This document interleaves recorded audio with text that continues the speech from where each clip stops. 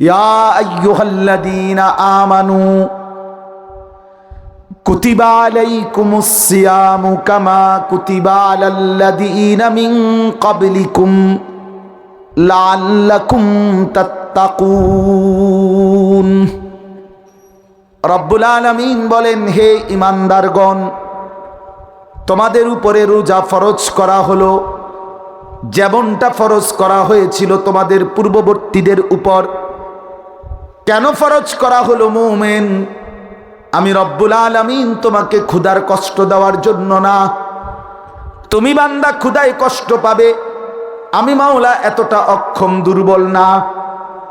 আমি তো 24 ঘন্টা মৃত্যু পর্যন্ত রিজিক দিতে সক্ষম কিনা? লা নাসআলুকা রিজকা নাহনু নারযুকুক। আল্লাহ বলে, বান্দা রিজিকের জন্য আমি কারো সহযোগিতা চাই না। আমি রব্বুল আলামিন একাই সকলকে রিজিক দেব। আল্লাহর ভান্ডারে অভাব কি কোনো দিন আছে কি? ওমা মিন দাব্বাতিন ফিল আরদি ইল্লা আলাল্লাহি রিজকুহা। রব্বুল আলামিন বলে, বান্দা কায়নাতের মধ্যে যত কিছু বিচরণ করছে, সমস্ত বিচরণশীল প্রাণী, আমার সৃষ্টি প্রত্যেকটা বস্তু, প্রত্যেকটা প্রাণীর রিজিকের জিম্মাদারি আমি আল্লাহ একাই আমার কাঁধে তুলে নিলাম। ওয়ায়ালামু মুস্তাকাররাহা ওয়া মুস্তাউদাআহা। আমি রব্বুল আলামিন আমার সৃষ্টি কখন কোথায় থাকবে এবং শেষ পর্যন্ত কোন মাটিতে দাফন হবে, আমি আল্লাহ সেটা পুরাপুরি জানি। এই জন্য আমি আল্লাহ কুল্লুম ফি কিতাবিন মুবিন, আমি আসমান জমিন সৃষ্টির 50,000 বছর পূর্বেই কিয়ামত পর্যন্ত আমার সমস্ত সৃষ্টির যাবতীয় ফয়সালা সুস্পষ্ট কিতাবের মধ্যে, তাকদীরের মধ্যে লিখে রেখেছি। হাসবে কখন তাও লিখা, কাঁদবে কখন তাও লিখা, খাবে কখন তাও লিখা, কি খাবে তাও লেখা। কুল্লুম ফি কিতাবিন মুবিন। আল্লাহ বল, সব লিখে রাখছি, সব লিখে রাখছি। আমি দুর্বল না বান্দা, তোমরা দুর্বল। আনতুমুল ফুকারাউ ইলাল্লাহ, তোমরা ফকির। হুয়াল গানি, আল্লাহ বলে তিনি আল্লাহ, তিনি একমাত্র ধনী। ধনী বলে তাকে চূড়ান্তভাবে অমুখাপেক্ষী যিনি, 1 সেকেন্ডের জন্য, 1 পলকের জন্য, 1 মিনিটের জন্য কোনো কিছুর প্রতি যার মুখাপেক্ষিতা নাই, তাকেই বলে ধনী, তাকেই বলে গানি। আর এর বিপরীত যে যখন যেই জিনিসের মুখাপেক্ষী, সেই ফকির। কাজেই পৃথিবীতে কোনো বড় লোক নেই। মানুষ ধনী হয় না। মানুষ কি হয় না? ধনী শুধু আল্লাহ। ধনী শুধু কে? আমরা সব ফকির। আনতুমুল ফুকারা, আল্লাহ বলছে তোমরা সব ফকির, সব ফকির। আপনারা বলেন, এখানে একজন মানুষ বলেন যে ধনীর সংজ্ঞা কি? সর্বনিম্ন কত টাকাকে বলে ধনী? মানে ধনী হওয়ার মাপকাঠি কত? 1 কোটি টাকা? বলেন ভাই, যারা SSC pass, inter pass, honours পড়েন, আপনারা আপনাদের কোনো বই থেকে, যারা আপনার ব্যবসায় শিক্ষা পড়েন অথবা যারা অন্যান্য বইপত্র পড়ছেন, বলেন কোন বইতে এটা লেখছে ধনীর সংজ্ঞা? কত টাকা হলে ধনী বলে? বিল্ডিং কয় তালা হইলে তারে বড় লোক কয়? 4 তালা, 2 তালা? তো তাইলে ধনীর কোনো সংজ্ঞা নেই। সম্পত্তিটা আপেক্ষিক। আপনার 4 তালা, তো নিচতলাওয়ালা আনা মনে করে আপনি ধনী, কিন্তু যার বাড়ি 20 তালা, এটা তো আপনার গণা তো ধরে না। আমি কি বেটা ফালতু মাতবুরি করিস বেটা, কথা বলেন না কেন?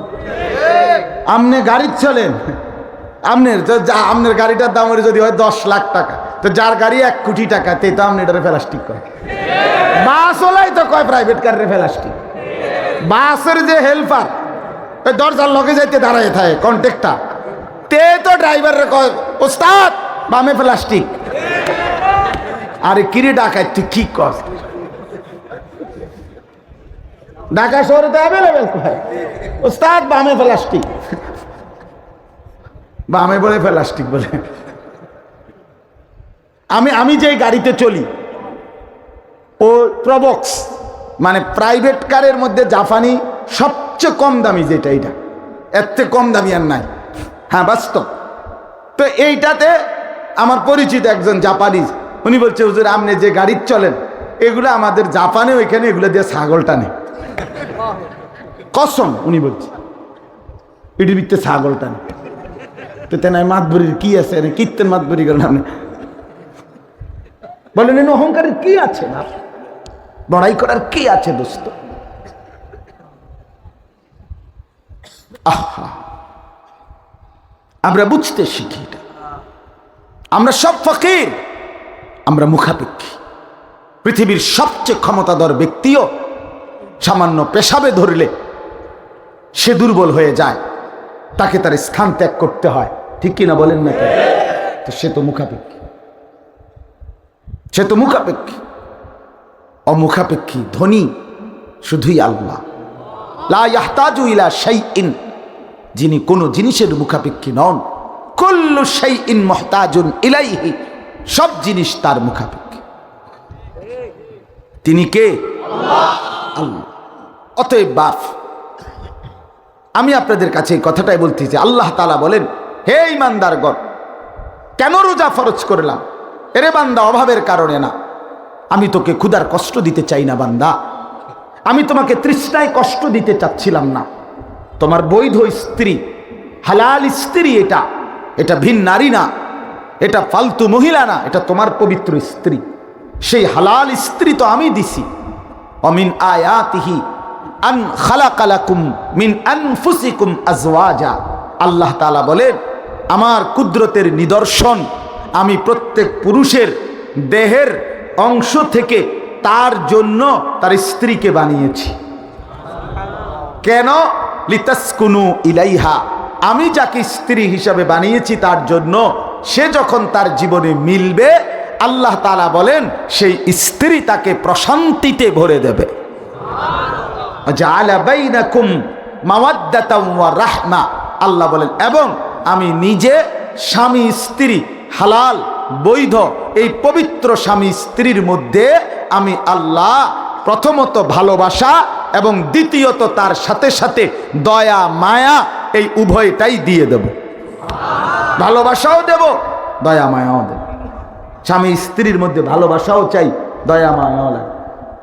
সুখের সময় ভালোবাসা তো হলোই, কিন্তু দুঃখ মুসিবত বিপদে, অ্যাক্সিডেন্ট আর দুর্ঘটনায় স্ত্রীর কলিজার ভিতরে যদি স্বামীর প্রতি দয়া না থাকে, স্বামীর দিলের মধ্যে স্ত্রীর প্রতি যদি দয়া মায়া না থাকে, তো এই বন্ধন আর টিকে না।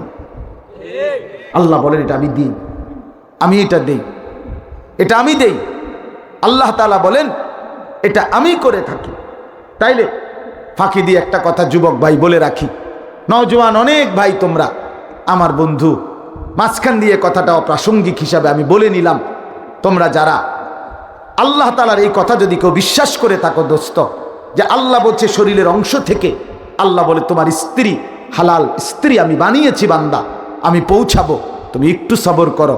আমি যাকে তোমার স্ত্রী হিসাবে হালালভাবে পৌঁছাবো, সে তোমাকে প্রশান্তি দেবে, তার মধ্যে তোমার জন্য ভালোবাসা দেব, তার মধ্যে তোমার জন্য দয়া মায়া দেব।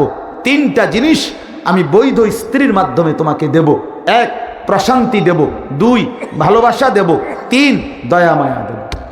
সুবহানাল্লাহ। কিন্তু তুমি বান্দা নিজের থেকে যেই চরিত্রহীনাকে, যেই রাস্তার বখাটে অথবা বেহায়া বেপর্দা, যে বিবাহ বহির্ভূত কোনো প্রেম করে, সম্পর্ক করে, তোমার সাথে ঘুরতে বের হয়, তোমার সাথে আলাপন করে রাত গভীরে কিংবা দিনের আলোকে, এমন একটা নষ্টা ভ্রষ্টা, এমন একটা অসভ্যা দুশ্চরিত্রা নারীকে, মেয়েকে অবৈধ প্রেমের ফসল হিসাবে তুমি গ্রহণ করো না, কষ্ট পাইবা, কষ্ট পাইবা, কষ্ট পাইবা। কোরআনুল কারীমের মধ্যে আছে, আল্লাহ তাআলা বলেন, আল খাবিসাতু লিল খাবিসিন ওয়াল খাবিসুনা লিল খাবিসাত।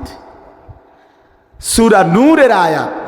আল্লাহ তাআলা বলেন, যেই পুরুষ, যেই ছেলের চরিত্র নষ্ট, নারীর ছবি, নারীর নাচ, নারীর গান, নারীর দৃশ্য, নারীর প্রেম, নারীর অবৈধ ভালোবাসা নিয়ে ব্যস্ত, সে দুশ্চরিত্র। দুই নাম্বার, যেই মেয়ে দুশ্চরিত্রা, নিজের ইজ্জত, নিজের সতীত্ব, নিজের পর্দা, নিজের হায়া, নিজের সম্ভ্রমের মর্যাদা যার মধ্যে নাই, ওই মেয়েটা, ওই নারীটা দুশ্চরিত্রা। আল্লাহ বলে তাদের দুইটা অভিশাপ। এক, তাদের পরিচয় হলো তারা খবিস। তুই খবিস বেটা, খবিস বেটা তুই। এলো এক। দুই নাম্বার হলো আল্লাহ বলেন ও চিরেই আমি আল্লাহ খবিসের সাথে খবিসকেই মিলাবো। খবিস ছেলে চরিত্র নষ্ট করলি তো তোর কপালে জুটবে আরেকটা চরিত্রহীনা নারী। চরিত্রহীনা মেয়ে চরিত্র নষ্ট করলি বিবাহ বহির্ভূত তো তোর কপালে জুটবে আরেকটা চরিত্রহীন স্বামী। এটা আল্লাহর ওয়াদা। আপনি ঠিক কইলেও ঠিক, ঠিক না কইলেও ঠিক। তো কোরআনের আয়াত না, আপনি ঠিকের লেগে বইয়ে রয়েছি নাকি? কি ঠিক আবার ঠিক 100 ঠিক। হ্যাঁ, ঠিকের উপরে ঠিক, অবশ্যই ঠিক। আল্লাহ বলছে খবিস মিলবে। এই জন্য আমি বলি, আমি খোলামেলা বললাম, আমার নওজোয়ান নিয়ে স্বপ্ন বেশি, আমার যুবক বন্ধু নিয়ে আমার ফিকির বেশি।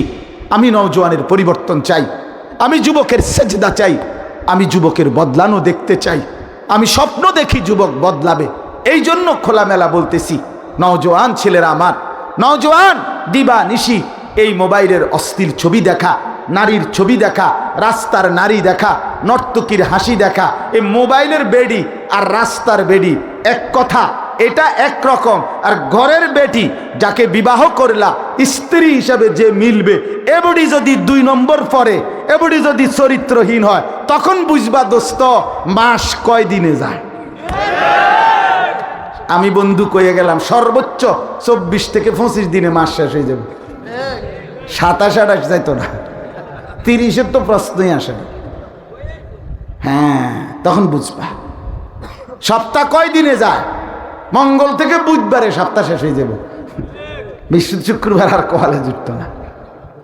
মানে স্ত্রী যদি খারাপ হয়, বউ যদি 2 নম্বর হয়, নারী যদি পরকীয়ায় আসক্ত হয়, স্ত্রী যদি ভেজাল হয়, আহা, তার চাইতে বড় লানত, অভিশাপ তার ঘরের মতো, সংসারের মতো দোজখের টুকরা, জাহান্নামের টুকরার কিছু হইতে পারে না।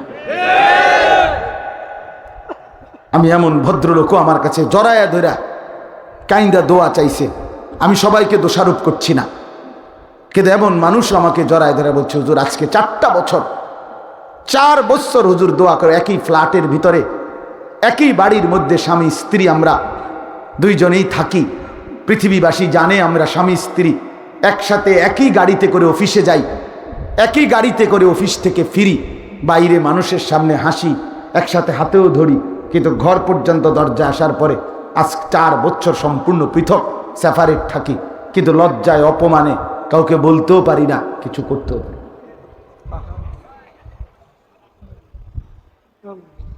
আমি এমন পুরুষও দেখছি, আমি সবাইকে বলছি, আমি যাকে দেখছি শুধু তার কথাই বলছি। আমি এই 2 চোখে এমন পুরুষও দেখছি, বাপ, একটি প্রাইভেট মেডিকেল কলেজ সহ, একটি প্রাইভেট বড় হসপিটালের মেডিকেল কলেজ সহ ওটার চেয়ারম্যান, কোটি কোটি টাকার মালিক, কোটি কোটি টাকার মালিক। এইরকম ভদ্রলোককেও দেখছি আমি, যে আপনার স্ত্রী শহরে আলাদা, শহরে থাকে, আর উনি নিজের এলাকায় যেখানে বাড়ি ওই ফ্ল্যাটে থাকে। রাত্রিবেলা প্রতিদিন আকসার রাত 12টা-1টার পরে বাড়ির বিল্ডিংয়ের দোতলার বা একতলা বাড়ি, অত্যাধুনিক খুব সুন্দর একতলাই বাড়ি, খুব সুন্দর। এই বাড়ির ছাদে বসে উনি সারা রাত গিটার বাজায়, গান গায়, আর একটার পর একটা সিগারেট খায়। স্ত্রী বাহিনী গান গায়, গানও তো কোনো গানের জাতও না, কত সুরও নাই, কোনো তালও নাই, কিচ্ছু নাই। এটার ভিতরে কিতা কয় তার মাথা, কয় তার মাথা, কয় কদ্দুর বালা গান গাইলেও তো একটা কথা, গানের কোনো হাই ধোয়াত বলতে কিচ্ছু নেই, ব্যাঁ ব্যাঁ করে আর কি, কত আরে সারা রাত সিগারেট। আহা, এই জিন্দিগির কি অর্থ হচ্ছে বলেন? এই জীবনের কি অর্থ হচ্ছে? বন্ধু আমার, হাসি দিয়ে ওরাই দিয়ে না, এটা বড় কঠিন ব্যাপার। আমি অনুরোধ করলাম, এজন্য যুবক ভাই, চরিত্র নষ্ট করো না। রাসূলুল্লাহ সাল্লাল্লাহু আলাইহি ওয়াসাল্লাম স্পষ্ট বলছে, ফাত্তাকুদ দুনিয়া ওয়াত্তাকুন নিসা। নবীজি বলছে, আমার উম্মত দুনিয়ার ধোঁকা থেকে বেঁচে থাকো এবং নারীর ধোঁকা থেকে বেঁচে থাকো। নারীর ধোঁকা, নারী দুধারী তলোয়ার। নারী তোমার জান্নাত, নারী তোমার জাহান্নাম। নারী যখন মা, সে তোমার জান্নাত। নারী যখন পবিত্র স্ত্রী, তো তার সাথে তোমার হালাল সম্পর্ক, এতেই তোমার জান্নাত। নারী যখন কন্যা, তোমার মেয়ে, তো তাকে সেবা শুশ্রূষা করে আদর সোহাগ করে তাকে যদি একটা উপযুক্ত স্বামীতে বিবাহ দিয়ে দিতে পারো, এই কন্যাই তোমার জান্নাত।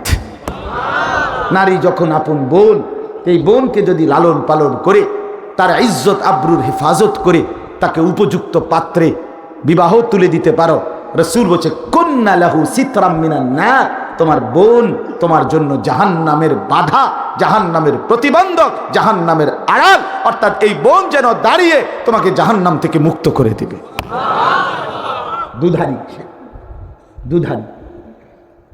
অর্থাৎ আর সেই নারী যখন রাস্তার নর্তকী, সেই নারী যখন সিনেমার নর্তকী, সেই নারী যখন নাটকের নর্তকী, সেই নারী যখন টিকটকারের মেয়ে, সেই নারী যখন অসভ্য মোবাইলের চরিত্রহীন মেয়ে, সেই নারী যখন বেপর্দা, সেই নারী যখন বেহায়া, সেই নারী যখন অবৈধ প্রেম করে, অবৈধ সম্পর্ক করে, এটা পচা, এটা বস্তা পচা, এটা প্লাস্টিক, এটা শোপিস, এটা জাহান্নাম। নারী দুধারী, হয় গড়ে না নষ্ট করে, হয়তো জান্নাত এনে দেয় না তো জাহান্নাম এনে দেয়। এজন্য রাসূলুল্লাহ সাল্লাল্লাহু আলাইহি সাল্লাম বলছেন, ইসলামের সীমারেখা মেনে চলতেই হবে, নারীর ধোঁকা থেকে বেঁচে থাকো। ফাইন্না আউওয়ালা ফিতনাতে বনি ইসরাইল কানাত ফিন নিসা। নবী সাল্লাল্লাহু আলাইহি সাল্লাম বলেন, বনি ইসরাইলের মুসা নবীর উম্মতদের সর্বপ্রথম অধপতন হয়েছিল নারীর ফাঁদে। নারীর ফাঁদ, নারীর ফাঁদে সর্বপ্রথম ধোঁকাগ্রস্ত। সে লম্বা কাহিনী, এখন আর বলার সুযোগ নেই। তো আপনাদের কাছে আমি এটাই বুঝাইতে চাইলাম, আল্লাহ তাআলা আমাদেরকে, আমাদের প্রত্যেককে আল্লাহ তাআলা আমাদের জন্য যে ইন্তজাম মাহে রমজানকে কেন্দ্র করে করেছেন, আমি আপনাদের কাছে খুব লম্বা করতে চাচ্ছি না বাপ, আপনাদের কাছে করতে চাচ্ছি না। এত বড় বিশাল পৃথিবী রব্বুল আলামিন আল্লাহ তাআলা আমাদের জন্য সাজিয়েছেন, আল্লাহ তাআলা আমাদের জন্য দিয়েছেন। এত বড় সুন্দর পৃথিবী সাজিয়ে আল্লাহই আমাদেরকে আল্লাহর প্রতিনিধি হিসাবে বসবাস করার জন্য অনুমতি দিয়েছেন। কাজেই আমি এই রাত গভীরে আপনাদের সবার কাছে, জোয়ান ভাই, আমার মুরব্বী বাবা, বর্দার আড়ালের মা বোন, সবার কাছে আমার মূল আবেদন, আপনারা আমরা প্রত্যেকেই এই রমজানকে টার্গেট করে, আগত রমজানকে টার্গেট করে আখেরাতকে প্রাধান্য দিয়ে জীবনটা নতুন করে আরেকবার আখেরাতের রঙে সাজাবার প্রস্তুতি নেন। বলেন ইনশাআল্লাহ। আবারও কথা যেখান থেকে আমি শুরু করছিলাম বাপ, আমাদের কলিজার ভিতরে আমরা চেঞ্জ করেন, দুনিয়াকে দ্বিতীয় 2 নম্বরে নেন, আখেরাতকে 1 নম্বরে আন। কথা বুঝছেন কিনা বলেন? আমিও আপনিও চেষ্টা করেন। মান আহাব্বা দুনিয়াহু আদাররা বি আখিরাতি। নবী সাল্লাল্লাহু আলাইহি সাল্লাম বলেন, যে দুনিয়াকে ভালোবাসলো তার আখেরাত ক্ষতিগ্রস্ত হলো। এই পাল্লা ওজন হইলে এই পাল্লা হালকা হবে। অমান আহাব্বা আখিরাতাহু আদাররা বি দুনিয়াহু। নবীজি বলেন, যে আখেরাতকে ভালোবাসলো তার দুনিয়া ক্ষতিগ্রস্ত হলো, দুনিয়া ক্ষতিগ্রস্ত হলো। ফাতিরু মা ইয়াবকা আলা মা ইয়াফনা। অতএব নবী সাল্লাল্লাহু আলাইহি ওয়াসাল্লাম বলেন, তোমরা যেটা স্থায়ী তাকেই প্রাধান্য দাও, যেটা অস্থায়ী সেটার উপরে। এখন বলেন, স্থায়ী কোনটা, অস্থায়ী কোনটা? স্থায়ী কোনটা, অস্থায়ী কোনটা? খালাস। রাসূলুল্লাহ সাল্লাল্লাহু আলাইহি ওয়াসাল্লাম বলছে, প্রাধান্য দাও, প্রাধান্য দাও। কোরআনুল কারীমের আয়াত শুনেন একটু, ওয়াবতাগি ফীমা আতাকাল্লাহুদ দারাল আখিরা ওয়ালা তানসা নসীবাকা মিনাদ দুনিয়া। আল্লাহ তাআলা বলে, বান্দা আমি তোমাকে যা কিছু দিলাম শরীর, স্বাস্থ্য, জীবন, যৌবন, হাসি, কান্না, টাকা পয়সা, স্ত্রী, সন্তান, মাল, দৌলত, যা কিছু দিয়েছি সবটুকু দিয়ে তোমার প্রথম কর্তব্য তুমি জান্নাতে, আখেরাতের একটি ঘর, জান্নাতের একটি বাড়ি তালাশ করো। এক নাম্বার, ওয়ালা তানসা নসিবাকা মিনাদ দুনিয়া। আর 2 নম্বরে হলো, আমার বান্দা তুমি তোমার দুনিয়ার বৈধ হালাল প্রয়োজন ভুলে যেও না। এরপরে দুনিয়া রাখো, কোনো অসুবিধা নাই। স্ত্রী ফেলে দিও না, ছেলে মেয়ে ফেলে দিও না, বাজার ব্যবসা ফেলে দিও না, লেনদেন ফেলে দিও না, আয় উপার্জন ফেলে দিও না। ফেলে দিতে বলছে কথা বলে, আমরা সবাইরে কইছে সুন্দরবন গিয়ে থাকতে, আমরা সবাইরে বলছে আফ্রিকার জঙ্গলে হিজরত করতে। না না না, আল্লাহ তাআলা বলছে শুধু তুমি এটাকে সিরিয়াল দাও। মানুষ কাজের সিরিয়াল করে, আগে আমি এখানে যাব, এরপরে ওইখানে যাব, এরপরে ওইখানে যাব, যেই কোনো কাজের একটা সিরিয়াল করে না মানুষ, তো আল্লাহ তাআলা বলে সিরিয়াল করো, আগে আখিরাত এরপরে দুনিয়া। ফাইজা কুদিয়াতিস সালাতু ফান্তাশিরু ফিল আরদ। এই যে আরো কোরআনের আয়াত, আল্লাহ বলে বান্দা তোমার যখন নামাজ শেষ হয়ে যায়, এবার তুমি জমিনে ছড়িয়ে পড়ো। ওয়াবতাগু মিন ফাদলিল্লাহ, আমার দেওয়া রিজিক তালাশ করো। তাইলে নামাজ বাদ দিতে বলছে, রিজিক তালাশ বন্ধ করতে বলছে না। দোকানও চলবে, নামাজও চলবে। তুমি বাজারও করো, নামাজও পড়ো। তুমি সংসারও করো, হালাল উপার্জন করো। আল্লাহ বলছে ব্যালেন্স করো, আমার বান্দা মিলাও, একত্র করো, দুইটাকে একসাথ করো। একটা আখেরাত, একটা দুনিয়া। আগে দুনিয়া, এরপরে আখেরাত, এভাবে না। দুনিয়াও আখেরাত না, আখেরাতও দুনিয়া। কথা বলেন না কেন? আগে কি? আবার বলেন, আবার বলেন, আবার বলেন, এরপরে কি? ওমা হাদিহিল হায়াতুদ দুনিয়া ইল্লা লাহবুন ওয়া লাইব ওয়া ইন্নাদ দারাল আখিরাতা লাহিয়াল হায়াওয়ান লাউ কানু ইয়ালামুন। আল্লাহ বলে বান্দা শুনে নাও বান্দা, দুনিয়ার জীবন আর কিছুই নয়, শুধুই তামাশা, শুধুই খেলাধুলা। আর আখিরাতের ঘর জান্নাত, সেটাই কেবল জীবন, বেঁচে থাকা। লাউ কানু ইয়ালামুন, যদি বান্দা আমি আল্লাহর এই কথাটা বুঝতা। আল্লাহ বলে যদি বান্দা বুঝতে আখিরাত হচ্ছে আসল, দুনিয়া হচ্ছে তামাশা, এটা যদি বুঝতা কতই না ভালো হতো, কতই না ভালো হতো। আল্লাহ বলেন অথচ বান্দা তুমি বুঝতেছো কি? ইয়ালামুনা যাহিরাম মিনাল হায়াতিদ দুনিয়া ওয়া হুম আনিল আখিরাতি হুম গাফিলুন। আল্লাহ বলে বান্দা তুমি দেখছি কেবল দুনিয়ার জীবনের উপরের পিঠ, বাহ্যিক দুনিয়া, এটাই কেবল বুঝতেছ। ঘর বোঝো, বাড়ি বোঝো, বাজার বোঝো, ব্যবসা বোঝো, লেনদেন বোঝো, উপার্জন বোঝো, স্ত্রী, সন্তান, সংসার সবই বোঝো, কিন্তু তুমি তো আখিরাত আর কবর আর পরকাল থেকে একদম গাফেল হয়ে আছো। এমন কেন? আমি অনেক সময় উদাহরণ দিতে গিয়ে বলি, আমার শায়েখের থেকে আমি এটা শিখছি। আমার শায়েখ আরিফ বিল্লাহ হাকিমুন নফস আল্লামা মুফতি মুশতাকুন নবী কাসিমি হুজুরের কাছে আমি এটা শুনছি। এই যে মনে করেন এই কাগজ, এইটা ধরেন, এটার এটা একটা পিঠ, এটাও তো একটা পিঠ, দুই পিঠ না? কথা বলেন না? এই পিঠটা দেখেন তাকাইয়া, এটা এক পিঠ, এটা এটাকে বাদ দিয়া এই পিঠ হবে নি, এই পিঠকে বাদ দিয়ে এই পিঠ হবে নি। তাহলে এটা বাধ্যতামূলক এই পিঠোপিঠ, আবশ্যকীয় এই পিঠোপিঠ, ঠিক কিনা বলেন না কেন? এখন এই পিঠটা তো 4 কালার, এই যে এখানে কি সুন্দর ডিজাইন, এখানে এমনি এমনি ডিজাইন, এখান দিয়ে ডিজাইন, এখান দিয়ে মিনারা, এটা 4 কালার নানা রঙের ডিজাইন দিয়ে সাজাইলো এই পিঠ। কিন্তু এই পিঠ দিয়ে একদম খালি, এই পিঠে তো কিছুই নাই। তো রব্বুল আলামিন এটাই বলতেছে, বান্দা মাটির উপরে যে তোমার একটা ঘর, সেটা তো দেখছি খুব সুন্দর সাজাইছ। ওই ঘরে তো খাট দেখা যায়, সোফা দেখা যায়, পালং দেখা যায়, বক্স খাট দেখা যায়, আলমারি দেখা যাচ্ছে, ফ্রিজ আছে, এসি আছে, চায়ের কাপ, কাচের প্লেট আছে, অত্যাধুনিক টাইলস আছে, উন্নত মানের সব কিছু আছে। এই বান্দা মাটির উপরের এই ঘর তো দারুণ সাজাইলা, 4 কালারে সাজাইলা, কিন্তু তুমি কি জানো না বান্দা, মাটির নিচেই তোমার আরেকটি ঘর আছে, সে কবর নামের ওই ঘর, সেটা সাজাইবা না? এটা যে খালি, এই বান্দা এটা যে একদম খালি, ওটা তো তোমারই ঘর, ওটা তো তোমারই ঘর। সে ঘর যদি খাট দিয়া সাজে, এই ঘর তো সেজদা দিয়া সাজাইতে হয়। ওই ঘর যদি সোফা দিয়া সাজাইতে হয়, এই ঘর তো আল্লাহর রাস্তায় সাদকা করে দান করে সাজাইতে হয়। ওই ঘর যদি ফ্রিজ দিয়া সাজাইতে হয়, এই ঘর তো রোজা রেখে হজ করে আল্লাহর ইবাদত করে সাজাইতে হয়। তুমি এই ঘর সাজাইবা না? কিছুদিন আগে আমার বাড়ি কুমিল্লা লাকসাম নাঙ্গলকোট, আমি ব্যক্তিগতভাবে নোয়াখালী লক্ষ্মীপুর পড়ালেখা করছি আলহামদুলিল্লাহ, যেন কথাবার্তা সব নোয়াখালীর মতোই, আমাদের মতোই।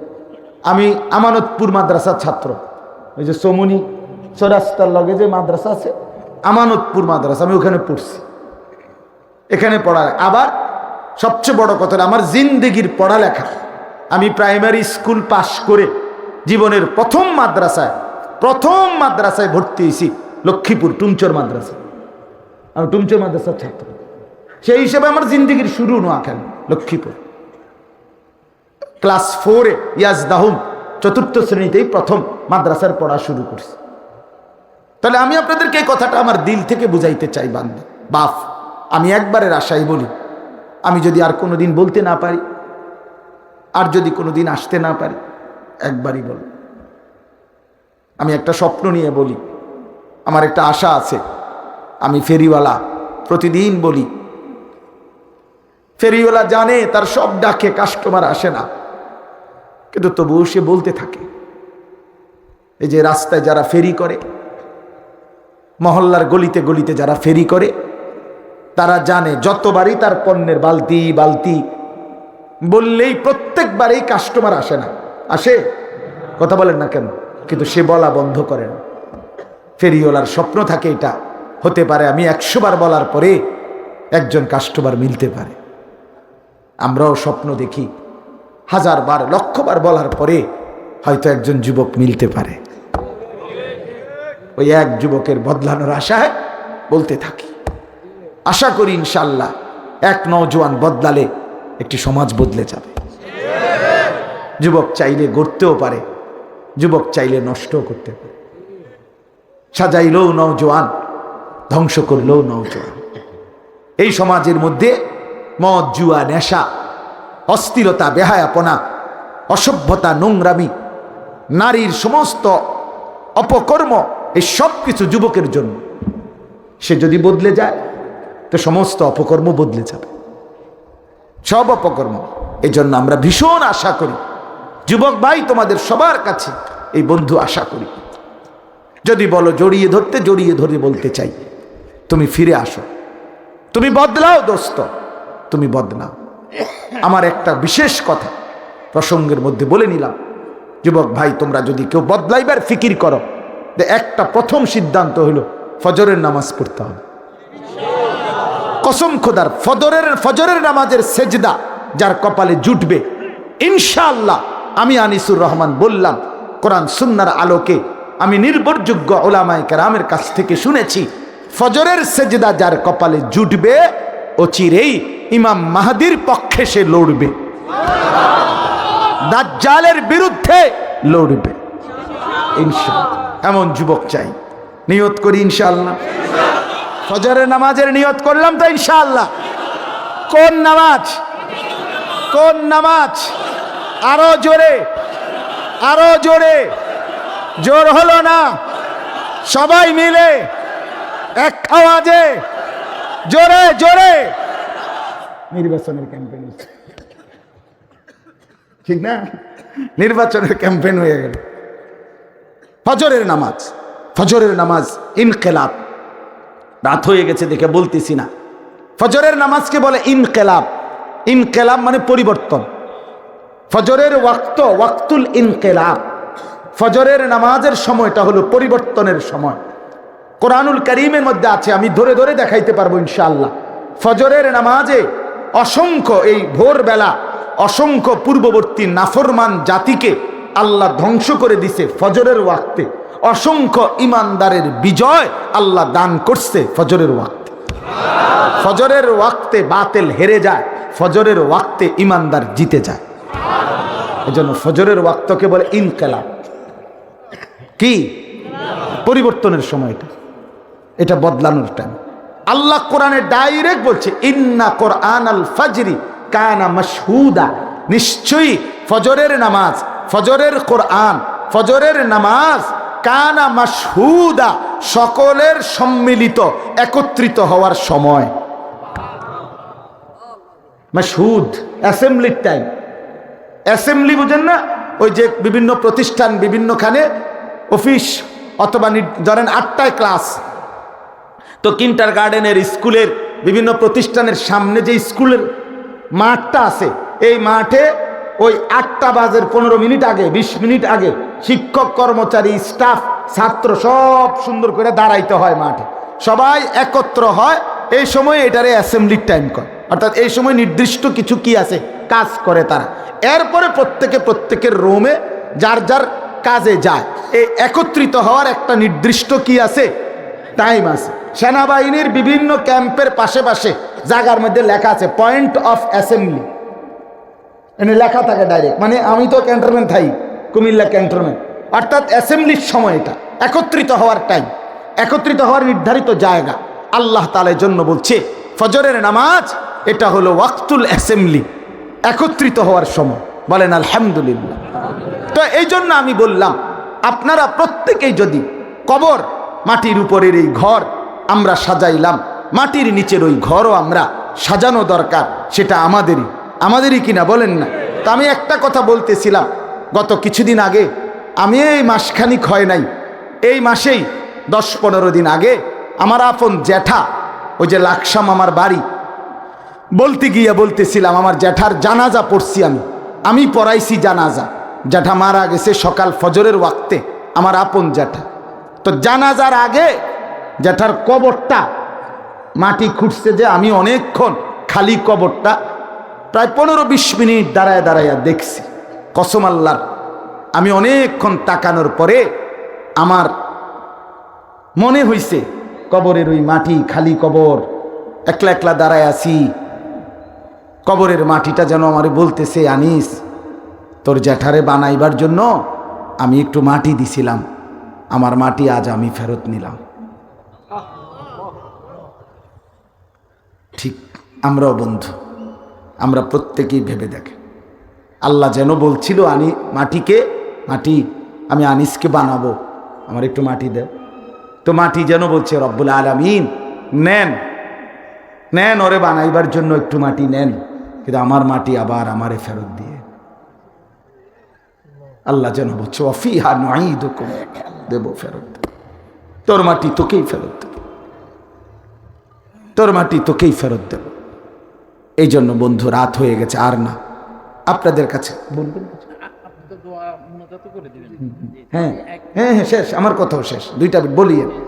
তো আমার কথা এটাই আপনাদেরকে বলছি, রাত গভীরে দোস্ত, মেহেরবানি করে রাত 12টা বরাবর বাজে। আপনাদের কাছে আমার বিনীত অনুরোধ, অনেক নওজোয়ান ভাই, অনেক বাবা রমজানটাকে সামনে রেখে খামখেয়ালি মনে না করে নিজের আখেরাত, নিজের পরকাল, নিজের কবরকে প্রাধান্য দিয়ে মাহে রমজানকে সুন্দর করার চেষ্টা করেন। রমজানটাকে গুনাহ থেকে মুক্ত করেন, আল্লাহর ইবাদতে লেগে থাকেন। আল্লাহ তাআলা আমাদের প্রত্যেককে তৌফিক দেন, কবুল করেন। মহতারাম চেয়ারম্যান।